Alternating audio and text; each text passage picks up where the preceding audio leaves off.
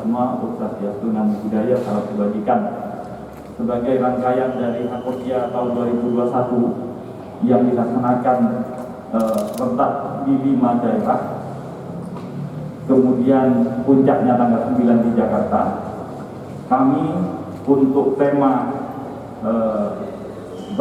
satu padu bangun budaya anti korupsi khususnya di bidang penegakan hukum, kami selenggarakan di Polda Riau ini dengan menghadirkan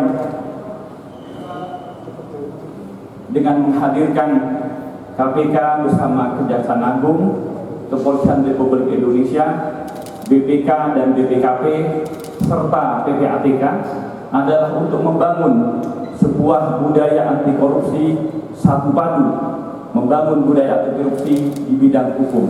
Oleh karena itu kami berkoordinasi dalam 3 hal, yaitu pertama menyatukan visi, kedua membangun dan kemudian berbagi peran dan fungsi masing-masing dalam pemberantasan korupsi, yang ketiga berbagi kelebihan dan kelemahan masing-masing untuk kita satukan dalam satu gerak yang sama.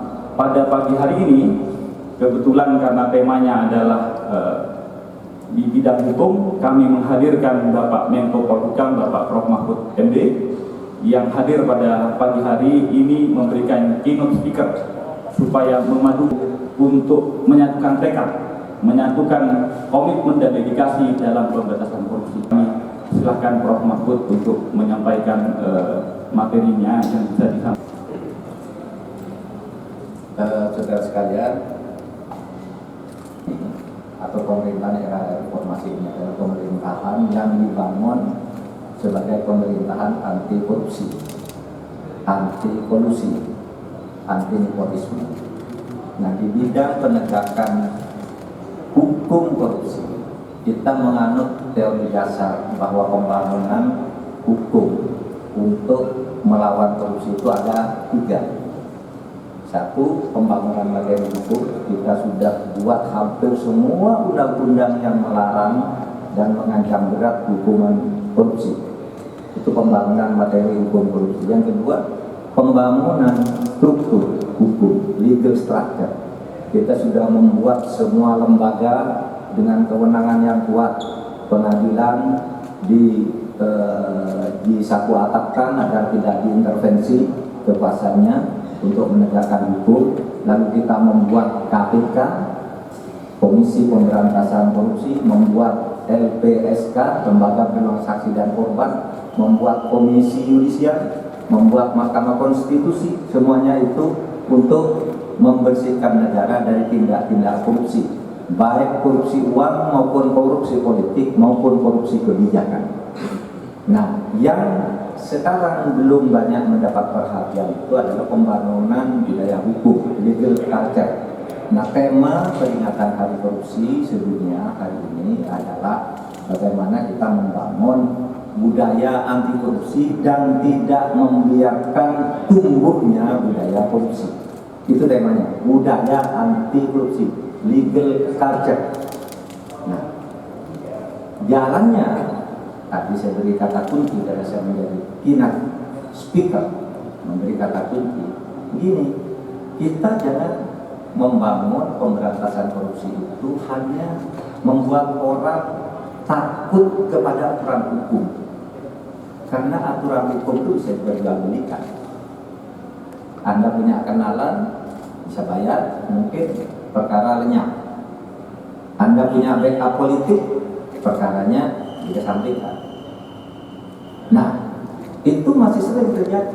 Nah, oleh sebab itu budaya anti korupsi itu harus dibangun juga, bukan hanya orang takut kepada hukum, tetapi juga pada takut kepada aturan-aturan di luar hukum, tepatnya berpegang teguh pada ajaran agama masing-masing yang melarang orang korupsi dan mengancam orang korupsi, dan pada pesan-pesan moral yang bersumber dari kearifan lokal bangsa Indonesia. Apa ya? Taat beragama, rukun, tidak suka mencuri, mau tolong menolong, gotong royong, itu budaya kita. Nanti kembangkan dari situ.